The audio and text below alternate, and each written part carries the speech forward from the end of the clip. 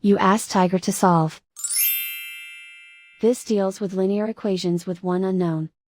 The final result is x equals 6. Let's solve it step by step.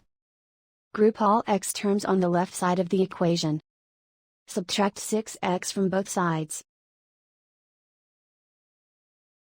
Group like terms.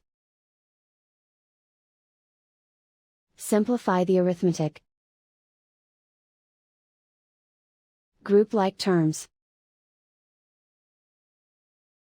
Simplify the arithmetic.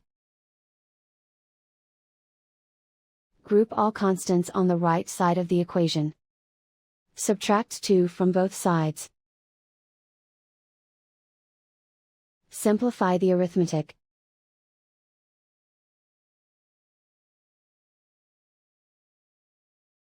Isolate the x. Divide both sides by -2. Cancel out the negatives. Simplify the fraction. Cancel out the negatives. Find the greatest common factor of the numerator and denominator.